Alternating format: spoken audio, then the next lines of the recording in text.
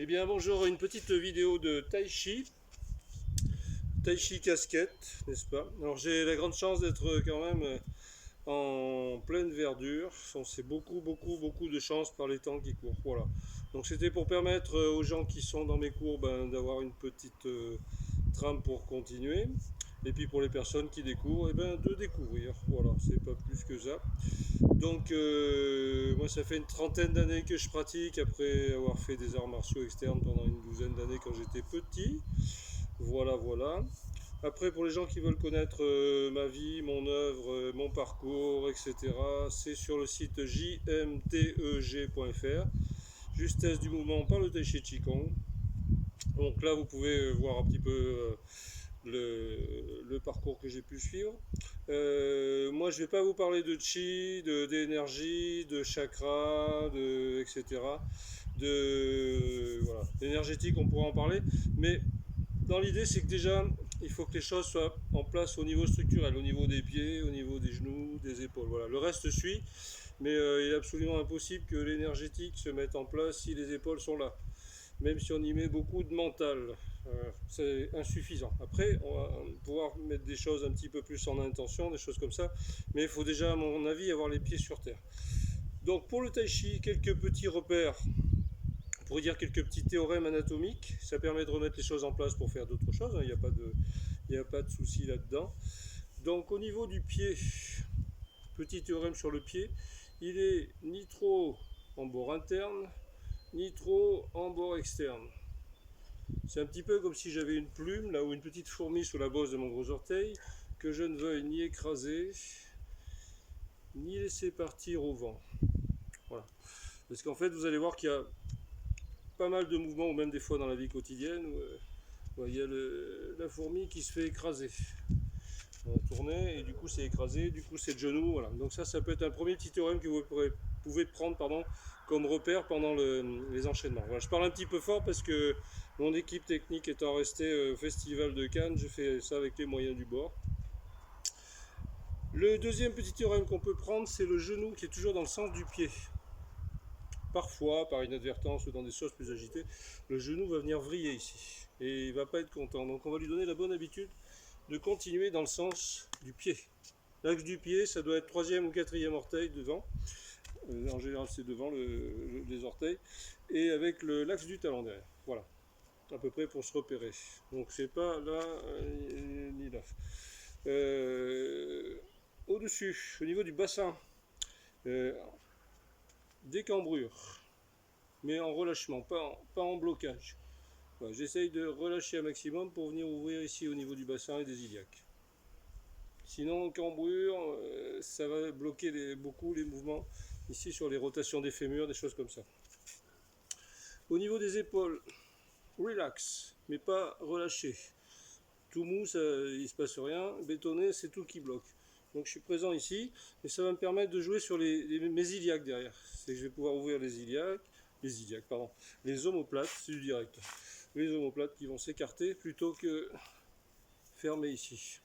Voilà, là je ferme mon dos. Ouais. Et là je viens ouvrir.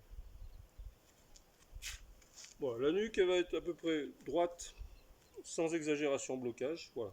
C'est à peu près les petites choses qu'on peut travailler à travers les enchaînements de mouvements. Les enchaînements de mouvements sont là que pour servir d'alibi, à vérifier qu'on prenne des bonnes choses. Voilà. Après, tout ça peut se tester avec des petites martialités douces. Il n'y a pas de raison que ça ne fonctionne pas. Ça peut se tester sur des équilibres, sur des poussées, des choses comme ça par deux. Bon, là, ça va être difficile parce que je suis un peu tout seul avec Maître Yoda qui risque peut-être à passer par là, ou sa collègue la princesse Leila, mais ça va être difficile de vous montrer au niveau des tests. Voilà. Mais pour les gens qui sont dans les différents clubs où je sévis, ils ont l'habitude de tester par deux sur une saisie, un poussé, il n'y a pas de problème pour voir si ça fonctionne. Donc c'est parti. Première partie. Donc je vais l'enchaîner. Comme ça, les personnes qui connaissent, ça leur permettra de développer le truc tranquillement. Je mets des petites métaphores, vous avez l'habitude pour les personnes qui me suivent, pour que ça permette de faire le mouvement déjà un petit peu, d'avoir la chorégraphie plus facilement. Voilà. Après, pour les gens qui connaissent la chorégraphie, vous pouvez tout à fait prendre un petit repère. Tiens, là je vais surveiller un peu le pied, là il est en train de s'écraser, là j'ai surveillé le genou. Voilà, alors surveiller entre guillemets, mais voir ce qui se passe. de façon à être un peu plus conscient que parfois dans des mouvements, on prend l'habitude, même dans la vie quotidienne, d'avoir les épaules bloquées, d'avoir le genou qui rentre, etc. Et là, à mon avis, ça serait extrêmement, on va dire, commercial de parler de chi, d'énergétique, etc. Parce que ça ne peut pas fonctionner si déjà au niveau structurel, osseux, c'est pas en place. Voilà. Donc ça permet aussi de l'utiliser dans le sport, dans la vaisselle, dans tout à fait autre chose. Donc c'est parti. La respiration, vous la laissez faire ce qu'elle a à faire, ce qu'elle a envie de faire. Voilà, ça c'est Twix qui vient voir ce qui se passe. La respiration, vous la laissez faire comme vous avez envie de la faire. Après, pour les personnes qui connaissent, vous la structurez sur les temps yin, ici d'inspire, avec les ouvertures d'omoplate, notamment, et sur les temps yang, sur un poussé, ici, par exemple. Donc ça alterne toujours, mais avec des particularités anatomiques. Voilà, je ne vais pas trop vous saouler de blabla. L'important, c'est de commencer à pratiquer. Pour les gens qui découvrent, vous faites un petit peu par mime. Et puis petit à petit, moi je vous invite à prendre un petit repère, voir tiens si là j'ai pas écrasé le genou, là si j'ai pas bloqué mon dos, etc. Voilà. Donc c'est parti. Je vais peut-être me décaler un petit peu. Donc première partie. En fait il y a 3 parties dans le style yang international qu'on travaille. Et là la première partie c'est un peu le basique où il y a tous les éléments qu'on va retrouver en termes de placement qu'on va retrouver après. Dans les nouveaux mouvements, il y aura de toute façon toujours à travailler le placement du pied, du genou, etc. Et puis la respiration, des choses comme ça qui vont se caler à l'intérieur. Donc c'est parti. Ouverture. Donc je vous mets des petites métaphores comme si je jouais du piano. Je vais ouvrir mon piano et je reviens en position de départ. Donc c'est un piano qui est très haut. Parade, comme si j'évitais un moustique sur le côté gauche. Je vais chercher sur la droite. J'ai tombé un bout de partition malencontreusement. Je vais poser mon pied gauche et reposer une main sur le pupitre, une main sur le piano. Ensuite, je vais aller chercher dans l'angle de la pièce mon paquet de partitions. Je vais poser mon pied et aller offrir main droite, refuser main gauche. Ensuite, je vais aller sur le côté, comme si je reposais quelque chose et aller pousser devant. Ensuite, poids jambes arrière, j'appelle ça la marmotte, moi qui viens regarder. Et ensuite, pousser à devant. Ensuite, comme si je me protégeais des flashs, des paparazzi qui viennent sortir là du puits, je vais aller pousser sur la gauche. Je m'installe sur la jambe droite. Pareil, je me protège du soleil ici. Et je vais pousser sur la droite. Les pieds se regardent, mais pas les genoux. Le fouet, comme si j'allais piquer dans le lointain. La main gauche vient faire une parade. Je vais aller m'installer sur mon talon droit pour poser le pied gauche et venir faire fouet. Je ramène ici la main gauche, je laisse tourner mes orteils et ce qu'ils appellent guitare. Ensuite, c'est mon coude qui vient piquer devant. Ma paume de main vient vers le ciel. Je libère le talon droit et je viens faire ce qu'ils appellent la grue. La parade, pardon, ici. Et ensuite, la grue, je viens piquer avec mon coude et libérer ici pour faire ce qu'ils appellent la grue blanche des poids saisis. Une fois ici, je viens former une balle. Poser le pied gauche sur le côté et allonger. Demi-pas, je ramène mon pied.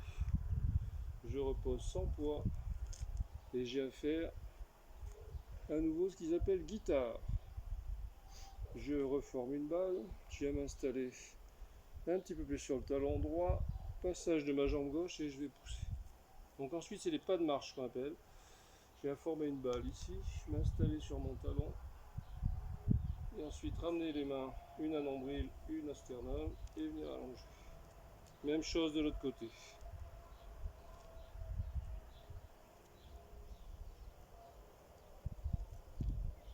Ensuite je vais faire un demi-pas,